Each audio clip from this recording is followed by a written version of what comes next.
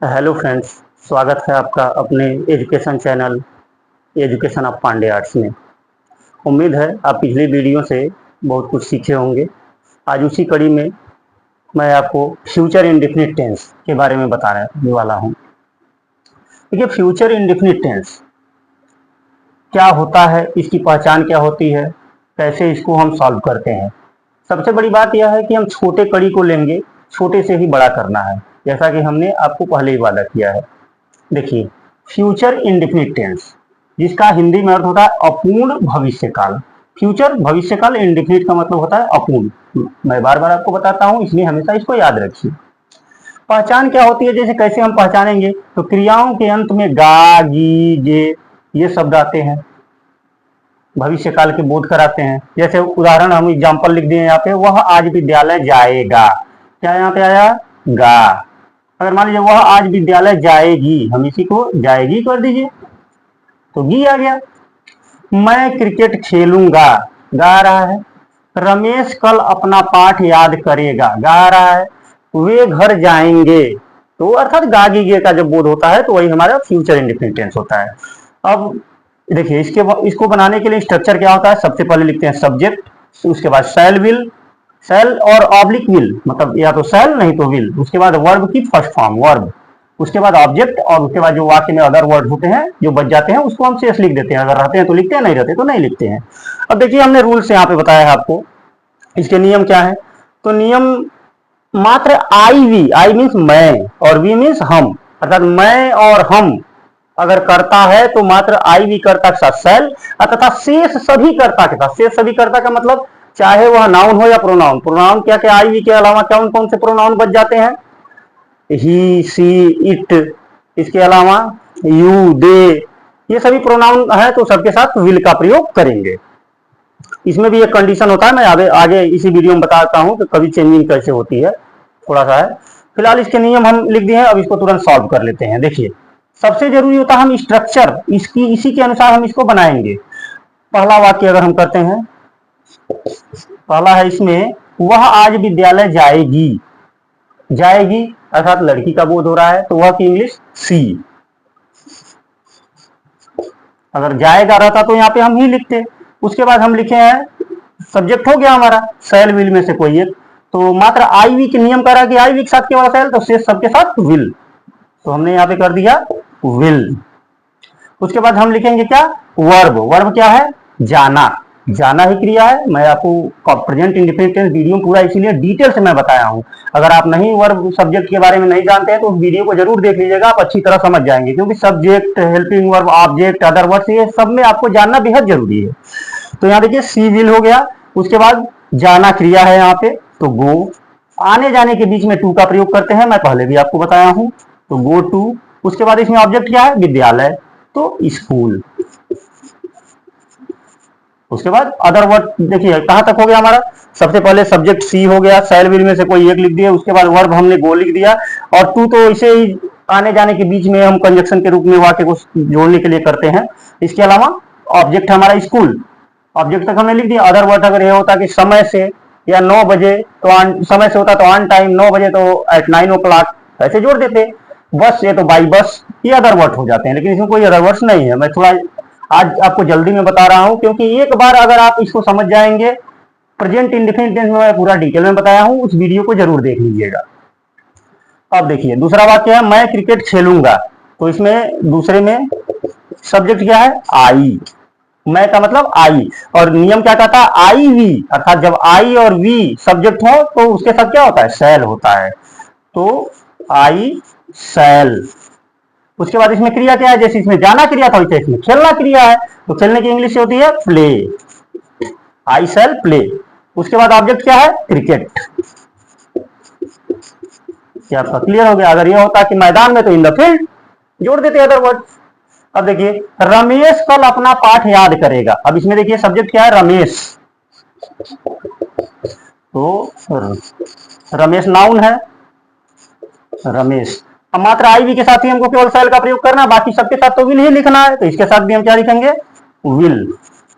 उसके बाद इसमें वर्ब क्या है? याद करना। याद करेगा अर्थात याद करना क्रिया है, तो याद करने की इंग्लिश क्या होती है? लर्न। लर्न मीन सीखना या याद करना। यहाँ पे कई लोग कहेंगे कि रिमेंबर मीन भी याद करना, लेकिन रिमेंबर का प्रयोग जैसे दूसरे सब्जेक्ट के साथ होता है, लेकिन यहाँ सीखने के लिए याद करना का मतलब सीखने से होता है, तो यहाँ लर्न का प्रयोग करेंगे। Ramesh will learn. अब उसके बाद ऑब्जेक्ट क्या है? अपना पाठ।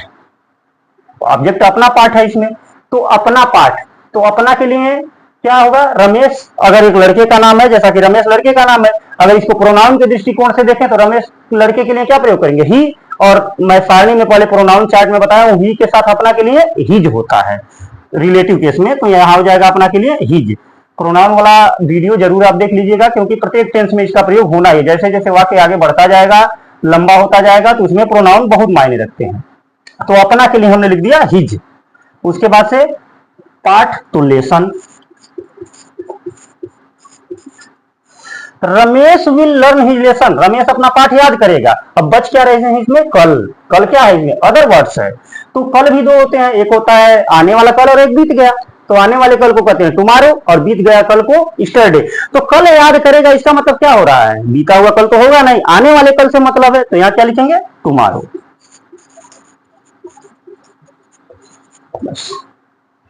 अब एक कंडीशन इसमें आ जाती है, कभी कभी आ जाता है। बोलचाल की भाषा में तो अक्सर लोग सभी कर्ता के साथ विल ही प्रयोग करते हैं, शैल का तो लगभग प्रयोग विलुप्त कर दिए हैं, लेकिन ऐसा नहीं है। ग्रामरली दृष्टिकोण से अगर हम देखेंगे तो ग्रामर के हिसाब से यही सही होता है। बोलचाल की भाषा में तो अक्सर आदमी टूटा फूटा भी इंग्लिश बोल देता है, तो समझने वाला बात, अगर व्यक्ति आपकी बात समझ गया तो मान जाता है। अब यही देखिए, अगर होता क्या है, कभी कभी यदि वाक्य में दृढ़ता प्रकट की जाए, दृढ़ता प्रकट करने का मतलब यह होता है कि मैं यह कार्य अवश्य करूंगा, तुम जरूर खेलोगे। अगर दृढ़ता प्रकट किया जाता है तो सीधे ये जो नियम कहता है कि आई भी कर्ता के साथ शैल होता है तथा शेष सभी कर्ता के साथ विल होता है, तो नियम पलट जाते हैं। तब आई भी कर्ता के साथ विल हो जाता है और शेष सभी कर्ता के साथ शैल होता है, अगर वाक्य में दृढ़ता प्रकट किया गया है तो। जैसे एक उदाहरण मैं यहाँ छोटा सा आपको बता दे रहा हूं। मान लीजिए, तुम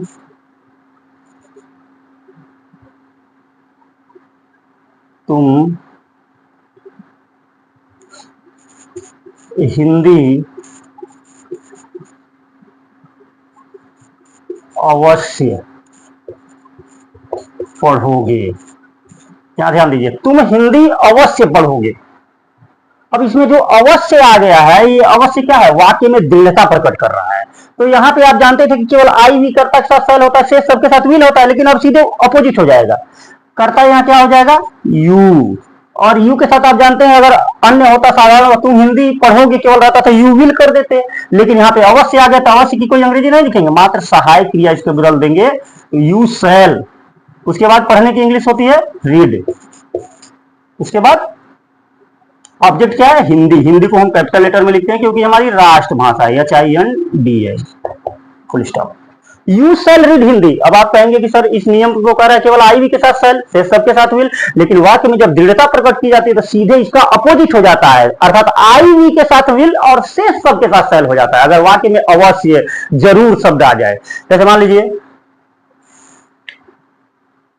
एक यहां उदाहरण देख लीजिए, मैं जरूर वहां जाऊंगा। मैं जरूर वहां जाऊंगा, वाक्य देखिए, मैं जरूर वहां जाऊंगा। अब वाक्य में सबसे पहले इसमें क्या है? सब्जेक्ट। तो सब्जेक्ट लिखेंगे आई। आई हो गया, तो आई के साथ तो नियम कहता है शैल, लेकिन जब जरूर शब्द आ गया तो वाक्य में दृढ़ता प्रकट किया जा रहा है, तो इसके साथ हम क्या कर देंगे? विल। इसमें क्रिया क्या है? जाना, तो गो। और कोई ऑब्जेक्ट निश्चित नहीं है, वहां का मतलब क्या? जैसे मान लीजिए इसमें विद्यालय था कि वह विद्यालय जाएगी, तो विद्यालय निश्चित जगह था, वहां यहाँ कोई ऑब्जेक्ट निश्चित नहीं होता, तो उसके साथ टू का प्रयोग हम नहीं करते हैं, डायरेक्ट लिख देंगे देयर। देयर मीन्स होता है वहां, full stop. I will go there, अर्थात आई विल गो देयर का मतलब हो गया कि मैं वहां अवश्य जाऊंगा। तो उम्मीद है आपने पॉजिटिव सेंटेंस के बारे में जाना, ये कि कैसे हम इसको हम सॉल्व करते हैं। अब अगले कड़ी में तुरंत आपको मैं बताने जा रहा हूं निगेटिव, तब तक मैं इसको मिटा दे रहा हूं। अगर आपको नोट करना है तो एक नोट कर सकते हैं, नहीं तो इसको आप डाउनलोड करके या शेयर करके अपने मोबाइल में जरूर अगर देखिएगा। एक बार दो बार देखेंगे बड़े आराम से इसको आपको समझ में आ जाए, इसीलिए मैं पूरा डिटेल आपको लिख दिया हूँ, नियम कैसे क्या है इसकी। चलिए इसको मिटा देते हैं। हाँ, तो अब देखिए हम शुरू करते हैं निगेटिव। निगेटिव अर्थात नकारात्मक, बहुत सिंपल है, इसका एक आध वाक्य से आप समझ जाएंगे। देखिए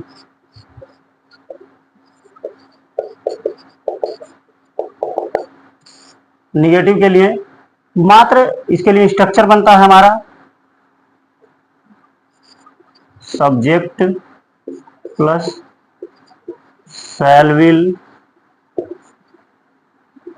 plus not plus object, sorry यहाँ पे हमने वर्ब लिखना है,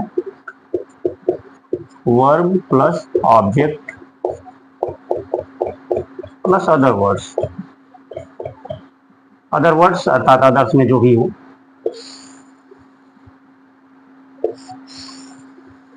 अब आप देखिए मात्र बढ़ क्या रहा है इसमें, निगेटिव के लिए निगेटिव का मतलब होता है ये नकारात्मक, नकारात्मक में इसमें बढ़ क्या रहा है, केवल नॉट। अब जैसे मान लीजिए वाक्य देखिए,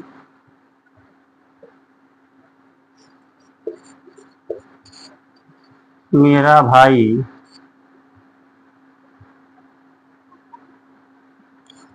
आज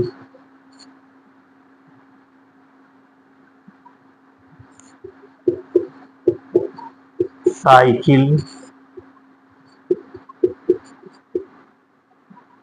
सॉरी साइकिल नहीं खरीदेगा, निगेटिव बनाना है ना, तो साइकिल नहीं खरीदेगा।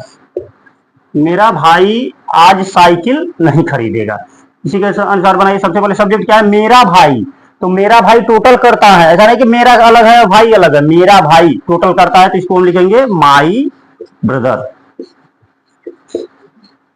मेरा भाई माई ब्रदर, तुम्हारा भाई योर ब्रदर, हमारे भाई आवर ब्रदर, बहुत सारे मतलब जो भी रिलेटिव केस के साथ अगर मेरा हमारा तुम्हारा आ रहा है तो उसके साथ हम प्रोनाउन जोड़ के टोटल हम बनाएंगे, तो माई ब्रदर। उसके बाद आप जानते हैं केवल सब्जेक्ट सेल विल के साथ आई वी के साथ ही सेल का प्रयोग होता है, बाकी सबके साथ विल होता है, तो माई ब्रदर यहाँ पे क्या हो जाएगा, विल। ठीक, निगेटिव है तो क्या बढ़ाएंगे, नॉट। उसके बाद वर्ब क्या है, खरीदना, खरीदना क्या है, यहाँ पे क्रिया है, तो खरीदने की अंग्रेजी buy, B U Y, spelling पे ध्यान देंगे, बी वाई बाई माने द्वारा हो जाता है, लेकिन बी यू वाई बाई का मतलब खरीदना। My brother will not by, उसके बाद से साइकिल। ठीक, my brother will not by cycle. उसके बाद इसमें कुछ अदर वर्ड्स है, आज, सॉरी यहाँ पे मैं आय लिखा था, यहाँ पे आज, तो अदर वर्ड्स क्या है, टूडे, बस। My brother will not by cycle today, मेरा भाई आज साइकिल नहीं खरीदेगा। उसके बाद देखिए हम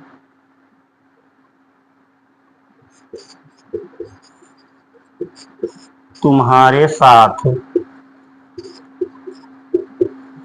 बाजार नहीं जाएंगे। देखिए हम तुम्हारे साथ बाजार नहीं जाएंगे।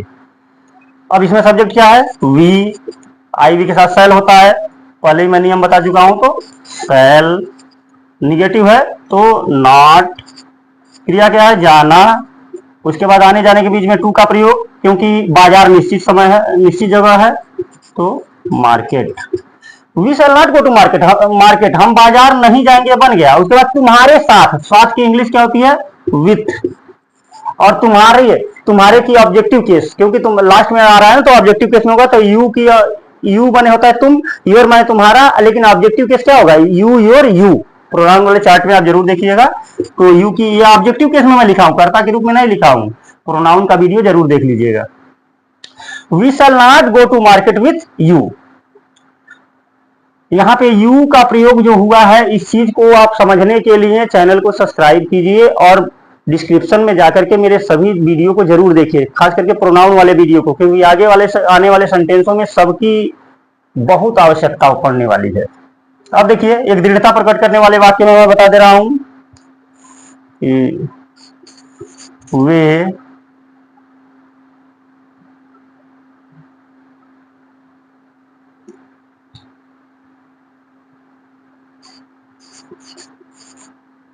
अपना कार्य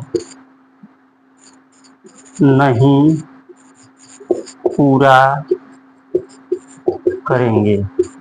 वे अपना कार्य नहीं पूरा करेंगे। देखिए सब्जेक्ट क्या है, दे। उसके बाद क्योंकि इसमें दृढ़ता तो प्रकट नहीं किया गया कि निगेटिव में ऐसा तो हो ही नहीं सकता, वाक्य अशुद्ध हो जाएगी। वे अपना कार्य अवश्य नहीं पूरा करेंगे, तो ये कहने का मतलब दृढ़ता प्रकट करने वाले वाक्य अशुद्ध हो जाएंगे, इसीलिए इसको सिंपल में ही बनता है। बहुत कम ही होता है दृढ़ता प्रकट करने वाले वाक्य। तो दे, इसके साथ भी क्या होगा, विल नॉट। इसमें क्रिया क्या है, पूरा करना। पूरा करना क्रिया है, तो कंप्लीट।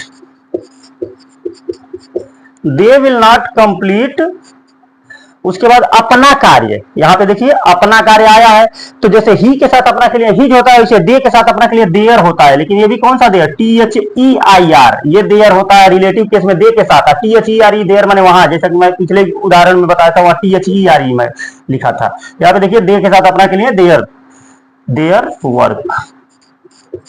देखिए they will not complete their work, वे अपना कार्य पूरा नहीं करेंगे, ये आपका निगेटिव। अतः कहने का मतलब यह है कि निगेटिव सेंटेंस जो भी बनते हैं मात्र शैल विल के बाद नॉट लगा देते हैं। सेम जो भी नियम होते हैं सब पॉजिटिव के जैसे ही होते हैं। चलिए अब आपको हम इंट्रोगेटिव बता देते हैं, इसको मिटा दें। हाँ अब देखिए अगला इंट्रोगेटिव।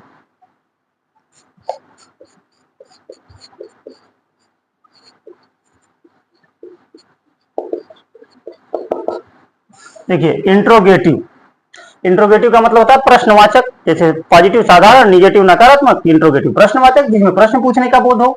तो इंट्रोगेटिव दो होते हैं, एक सिंपल इंट्रोगेटिव जो क्या से शुरू होते हैं, और एक होते हैं डब्ल्यू स्टेप जिसमें क्या, क्यों, कैसे, कौन, कहां बीच में आते हैं। जैसे उदाहरण देखिए, एक मैं आपको बता रहा हूं, क्या वह गीत गाएगी।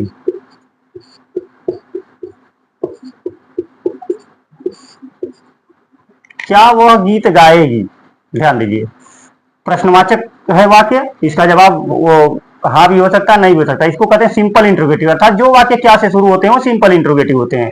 और सिंपल इंट्रोगेटिव में क्या की इंग्लिश नहीं लिखी जाती है, मात्र जो सहायक क्रिया शैल विल है उसी को कर्ता से पहले लिख देते हैं। जैसे इसके लिए क्या स्ट्रक्चर बनेगा हमारा, देखिए शैल या विल, स्ट्रक्चर बहुत जरूरी होता है, इसीलिए आपको मैं बार बार बता देता हूँ। शैल या विल प्लस सब्जेक्ट, सब्जेक्ट कर्ता, उसके बाद वर्ब की फर्स्ट फॉर्म V1 अर्थात वर्ब की फर्स्ट फॉर्म, ऑब्जेक्ट V1 का मतलब वर्ब की first form, object plus other words. हाँ और क्वेश्चन मार्क लास्ट में जरूर लगाते हैं, ये ध्यान देते हैं, प्रश्नवाचक वाक्य के अंत में क्वेश्चन मार्क जरूर लगाते हैं अगर लिखने के लिए, क्योंकि अगर जहाँ क्वेश्चन मार्क छूट जाता है तो वहां पे अक्सर करके एग्जामिनर या जो भी देखते हैं उस वाक्य को गलत मान लेते हैं। अब देखिए क्या वह गीत गाएगी, सब्जेक्ट के अनुसार, मतलब इसमें किया क्या गया है कि जो शैल विल पॉजिटिव और निगेटिव में सब्जेक्ट के बाद लगते थे वही शैल विल सब्जेक्ट से पहले आ गए हैं, बस वही इंट्रोगेटिव बन जाएगा। अब सब्जेक्ट के अनुसार हम शैल विल चूज करेंगे, सब्जेक्ट क्या है इसमें, वह के लिए क्या होगा, विल ही होगा, क्योंकि नियम आपको बताया ही गया है अभी, विल हो जाएगा। उसके बाद क्या लिखेंगे, सब्जेक्ट, तो सब्जेक्ट क्या, वह गाएगी अर्थात लड़की की बोध हो रहा है तो सी, विल सी। उसके बाद क्रिया क्या है यहाँ पे, गाना। देखिए गीत, गीत जो होता है वो तो लिखा रहता है, और गाना क्रिया है, काम आखिर गाने का हो रहा है ना, तो सिंग, सिंग मीन्स होता है गाना। गाना गाना दोनों अलग चीज है। गाना एक गाना जो हम गले से स्वर से गाते हैं, और एक गाना जो लिखा रहता है जो डायरेक्टर राइटर वगैरह हमें लिख के देते हैं, तो सिंग। उसके बाद से सॉन्ग हम लिखेंगे, ध्यान दीजिएगा, सिंग सॉन्ग, लेकिन इसके बीच में हम ए का प्रयोग जरूर करेंगे। क्यों करेंगे ए का प्रयोग, क्योंकि एक बार में एक व्यक्ति अपनी जुबान से एक ही टॉपिक को गा सकता है, बोल सकता है। ऐसा नहीं कि एक ही साथ वो गा भी ले, बोल भी ले, गुस्सा भी कर ले, हंस भी ले, सभी चीज नहीं हो सकता, इसीलिए ए का प्रयोग कर देते हैं। ठीक है, will see Singh a song. उसके बाद देखिए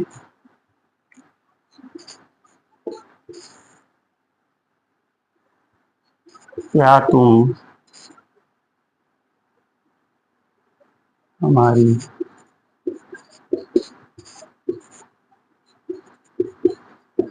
सहायता करोगे, क्या तुम हमारी सहायता करोगे। ध्यान दीजिए क्या आया है, सब्जेक्ट क्या है, तुम की इंग्लिश क्या होती है, यू, तो यू के अनुसार भी क्या होगा, विल ही होगा। उसके बाद से सब्जेक्ट हम लिख दिए, सब वो हेल्पिंग वर्ब हो गया, उसके बाद सब्जेक्ट होगा वर्ब की फर्स्ट फॉर्म, वर्ब की फर्स्ट फॉर्म सब्जेक्ट लिखेंगे यहाँ पे तुम, वर्ब की फर्स्ट फॉर्म क्या है, सहायता करना। ऐसा नहीं सहायता अलग है करना अलग है, दोनों सहायता करने की मीनिंग होती है हेल्प। देखिए विल यू हेल्प, उसके बाद से हमारी, यहां हमारी क्या है, ऑब्जेक्टिव केस में है, तो ऑब्जेक्टिव केस में वी होता है सब्जेक्टिव केस, आवर होता है रिलेटिव केस, और अस होता है ऑब्जेक्टिव केस। तो यहाँ पे us question mark, will you help us, क्या तुम या क्या आप, तुम या आप दोनों के लिए यू ही प्रयोग करते हैं, विल यू हेल्प अस। तो आपने देखा कि ये सिंपल इंट्रोगेटिव सेंटेंस हम कैसे इसको बना रहे हैं। अब देखिए डब्ल्यू एच टैग, एक होता है डब्ल्यू एच टैग,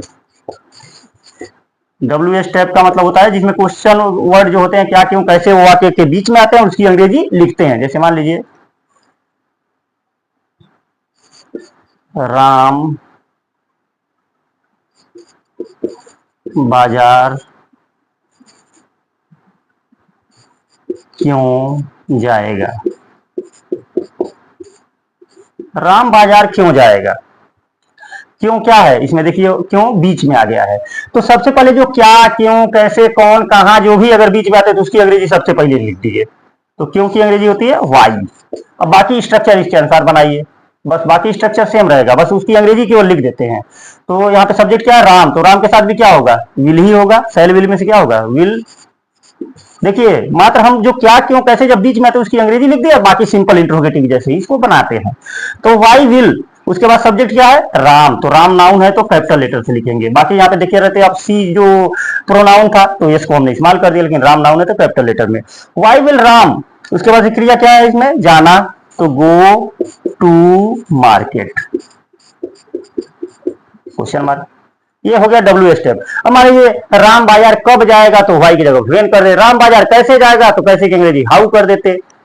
मतलब जो भी रहता है ये क्वेश्चन वर्ड क्या होते हैं सबसे पहले लिख देते हैं, बाकी फार्मूला सिंपल इंट्रोगेटिव के जैसे ही होता है। अब एक होता है कि मान लीजिए वाक्य में नहीं आ जाए, प्रश्नवाचक वाक्य होते भी नहीं शब्द आ जाए, जैसे मान लीजिए क्या वह गीत, इसी से समझ लीजिए क्या वह गीत नहीं गाएगी। अगर प्रश्नवाचक वाक्य में नहीं शब्द आए तो कर्ता के बाद नाट लगाते, सिंपल वाक्य में नहीं शब्द आ रहा है तो शैल विल के बाद नाट लगाते। लेकिन अगर प्रश्नवाचक वाक्य है क्या क्यों कैसे का प्रयोग किया गया है तो अगर नहीं शब्द आए तो कर्ता के बाद, अर्थात सब्जेक्ट के बाद, सब्जेक्ट क्या है इसमें सी, तो सी के बाद हम क्या बढ़ा देंगे, नाट बढ़ा देंगे, अर्थात will she not sing a song, क्या वह गीत नहीं गाएगी। क्या तुम हमारी सहायता नहीं करोगे, ये भी देखिए इंट्रोगेटिव विथ निगेटिव है, तो इसमें भी सब्जेक्ट क्या है यू, यू के बाद हम क्या कर देते नॉट कर देते, will you not help us, Ram बाजार क्यों नहीं जाएगा। देखिए इंट्रोगेटिव विथ निगेटिव, तो इसमें भी राम के बाद, राम सब्जेक्ट है तो राम के बाद नॉट लगा देंगे। Why will Ram not go to market, Ram बाजार क्यों नहीं जाएगा। तो आपने आज के वीडियो में आपने देखा कि future indefinite tense, positive negative interrogative, total मैं आपको विस्तार से बताया। उम्मीद है आपको वीडियो पसंद आई होगी।